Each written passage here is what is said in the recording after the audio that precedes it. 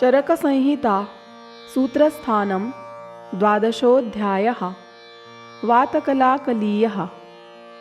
अथातो वातकलाकलीयमध्यायं व्याख्यास्यामः इति स्माह भगवान् आत्रेयः।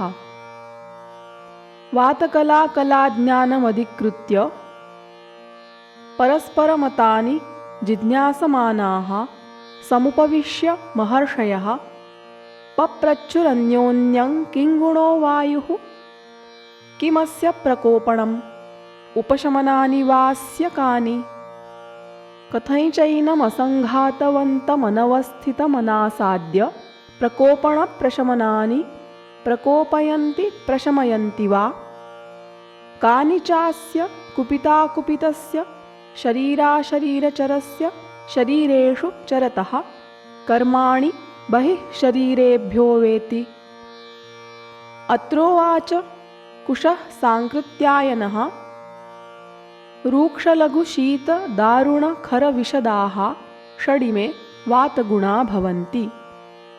तच्छ्रुत्वा वाक्यं कुमारशिरा भरद्वाज उवाच एवमेतद्यथा भगवानाह एत एव वातगुणा भवन्ति। सत्त्वेवं गुणैरेवं द्रव्यैरेवं प्रभावैश्च कर्मभिरभ्यस्यमानैर्वायुः प्रकोपमापद्यते। समानगुणाभ्यासो हि धातूनां वृद्धिकारणमिति। तच्छ्रुत्वा वाक्यं काङ्कायनो बाह्लीकभृशगुवाच एवमेतद्यथा भगवानाह एतान्येव वातप्रकोपणानि भवन्ति। अतो विपरीतानि वातस्य प्रशमनानि भवन्ति। प्रकोपणविपर्ययो हि धातूनां प्रशमकारणमिति। तच्छ्रुत्वा वाक्यं बडिशो धामार्गव उवाच एवमेतद्यथा भगवानाह एतान्येव वातप्रकोपप्रशमनानि भवन्ति। यथा ह्येनमसङ्घातमनवस्थितमनासाद्य प्रकोपणप्रशमनानि प्रकोपयन्ति प्रशमयन्ति वा, तथानुव्याख्यास्यामः।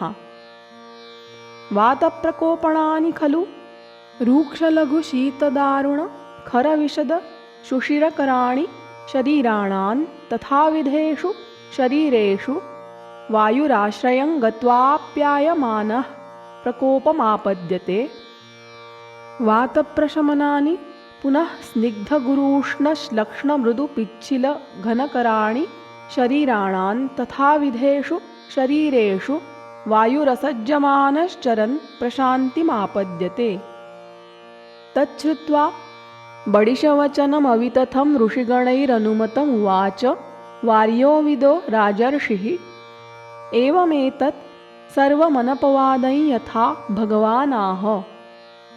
यानि तु खलु वायोः कुपिताकुपितस्य शरीराशरीरचरस्य शरीरेषु चरतः कर्माणि बहिः शरीरेभ्यो वा भवन्ति, तेषामवयवान् प्रत्यक्षानुमानोपदेशैः साधयित्वा नमस्कृत्य वायवे यथाशक्ति प्रवक्ष्यामः।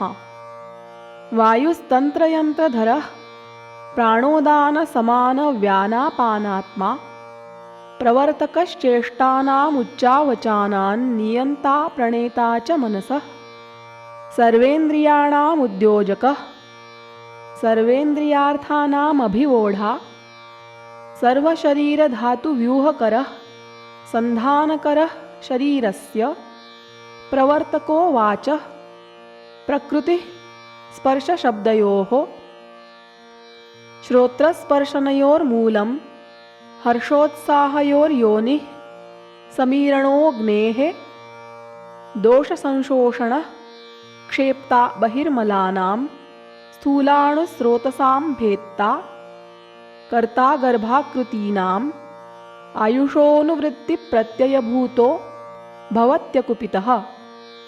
कुपितस्तु खलु शरीरे शरीरं नानाविधैर्विकारैरुपतपति बलवर्णसुखायुषामुपघाताय मनो व्याहर्षयति सर्वेन्द्रियाण्युपहन्ति विनिहन्ति गर्भान् विकृतिमापादयत्यतिकालं वा धारयति भयशोकमोहदैन्यातिप्रलापाय जनयति प्राणांश्चोपरुणद्धि प्रकृतिभूतस्य खल्वस्य लोके चरतः कर्माणीमानि भवन्ति तद्यथा धरणीधारणै ज्वलनोज्ज्वालनम् आदित्यचन्द्रनक्षत्रग्रहगणानां सन्तानगतिविधानं सृष्टिश्च मेघानाम् अपां विसर्गः प्रवर्तनं स्रोतसां पुष्पफलानां चाभिनिर्वर्तनम् उद्भेदनै चौद्भिदानां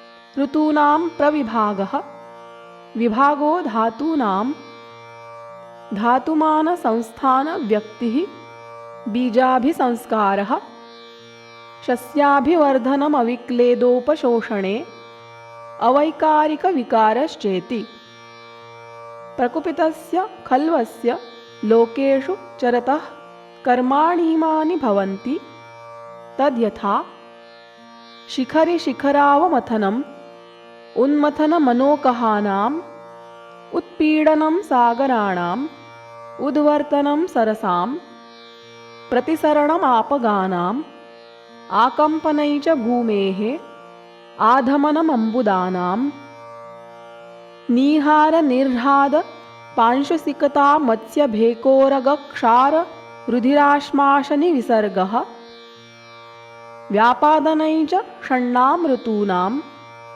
शस्यानामसङ्घातः भूतानां चोपसर्गः भावानां चाभावकरणै चतुर्युगान्तकराणां मेघसूर्यानलानिलानां विसर्गः स हि भगवान् प्रभवश्चाव्ययश्च भूतानां भावाभावकरः सुखासुखयोर्विधाता मृत्युः यमः नियन्ता प्रजापतिः अदितिः विश्वकर्मा विश्वरूपः सर्वगः सर्वतन्त्राणां विधाता भावानामणुः विभुः विष्णुः क्रान्तालोकानां वायुरेव भगवानिति तच्छ्रुत्वा वार्यो विदवचो मरीचिरुवाच यद्यप्येवमेतत् किमर्थस्यास्य वचने विज्ञाने वा सामर्थ्यमस्ति भिषग्विद्यायां